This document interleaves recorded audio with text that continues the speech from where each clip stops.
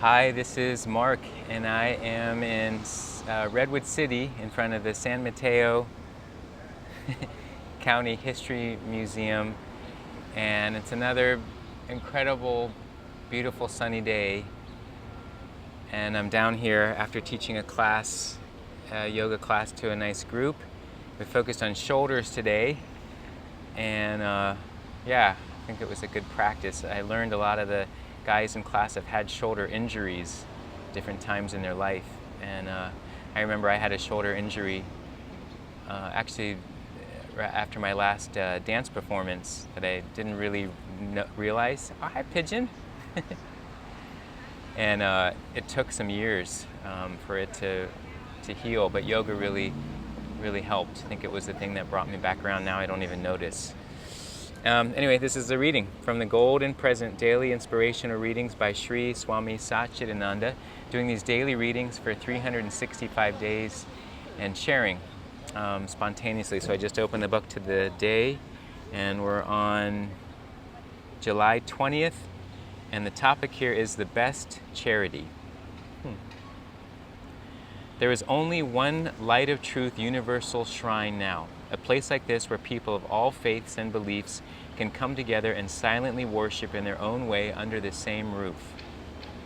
But this is only a beginning. I know that once people see the beauty and benefit of understanding among all religions, every town will want a lotus. I'm sure that will happen. It's not just something for only a few people to experience. Everyone should be able to participate. But somewhere, somebody has to begin. Probably God has chosen us as instruments to do that. So our aim is to educate people not to fight in the name of religion, but to experience their spiritual oneness. Let us know that we are all one in spirit. Essentially, we are one appearing as many. The moment that kind of understanding comes, almost all other problems, both physical and material, will be solved. Until then, they will never be solved. Anything that is done to bring this knowledge to people is the greatest deed. Any charity that's used for this purpose is the best form of charity. I don't deny the other charities. They are doing much great work. But if we work toward real universal love and understanding, we're going to the very root of the other problems. Achieving this should be first and foremost. Once we eliminate the cause of hunger, poverty, all the other problems, we will no longer have to worry about solving them. Do what you can for this cause. I'm not speaking just about the lotus, but about the cause of spiritual understanding.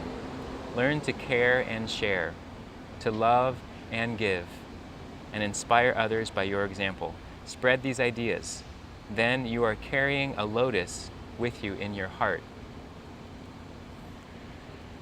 I just have to say I find this amazing again, that I don't read ahead, didn't know these were coming, and this was part of what something inspired me to do on my birthday, to raise money for a charity. And in this case it was for the Larkin Street Youth Services that are helping homeless kids on the streets get off the streets, giving them tools and to help them find ways when they have no other way out. And I like the idea of focusing in on teens, young people, who once they've had this opportunity to be able to reorient to the world and see that it is a place for them and that there is a place for them to manifest their dreams, I feel like that wave of energy will help stabilize our culture, our society. But the more that that part of our demographic is destabilized or feel unstable, that we end up paying for it in all different kinds of ways. And I know, I think about my own story, and what might I have turned out to be. There was a period where I had a lot of hopelessness and doubt about how the world was going to work, and ready just to give up on it. But I'm grateful that I received support. And I'm grateful for these little pigeons that are in the video. Very cute. There's a winged bird up on here. Oh, I think I scared them. Sorry, folks. All right. Well, um, I like that this is a focus on the Lotus Temple again.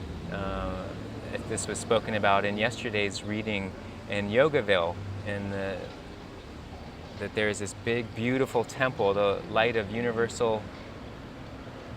truth, universal shrine, and how all the major religions have representation, and then even the minor religions, I guess we could call them, or the ones that they aren't focusing on, are included by having a symbol for all the ones that are not mentioned. But it's an inclusive place for any practice, any faith.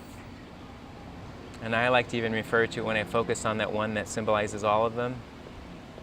All other religions, faiths, creeds, practices, traditions, orations, occults, mystical, atheistic, agnostic, and beyond. Because it's just, truth is one, paths are many. For me to judge, like this should fit into the picture and this shouldn't, or means that I think I'm in control and that I know how all this is supposed to play out. I don't. And I know that in my own life, if I tried to put the pieces together for how my life has come out, I would have never known that this was the order of how the pieces should go. I would certainly have left out a lot of pieces thinking, well, I don't want that to happen. Oh, that wouldn't be good. Or I would have added things thinking, those, oh yeah, I want to include it. But all of them working out as they have been the gifts. And it's only from having a spiritual practice that I've been able to make peace with a lot of it and also learn from it. And I don't know, something compelled me to want to be able to do that rather than to feel like it's just a bunch of it's a big scattered mess.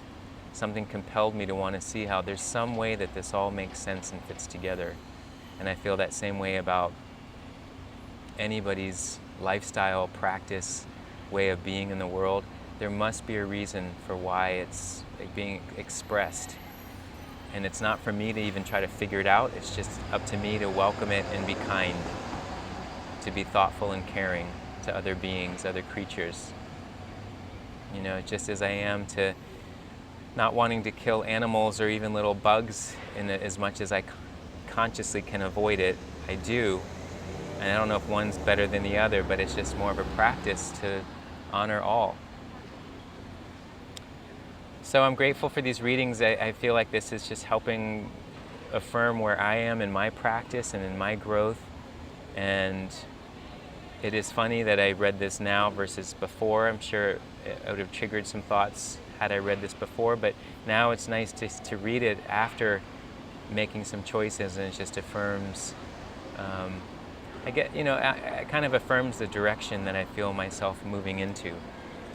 So thank you for watching these and helping affirm this process that I'm undertaking to do these readings. And I don't know where this is going to go, but I can tell every time some time goes by that there's some other impulses in me, and that's how I've learned that things seem to work. Just get going, and then things start to emerge. The truth gets revealed, or the purpose gets revealed. So thank you so much, and I'll see you next time. All right, bye.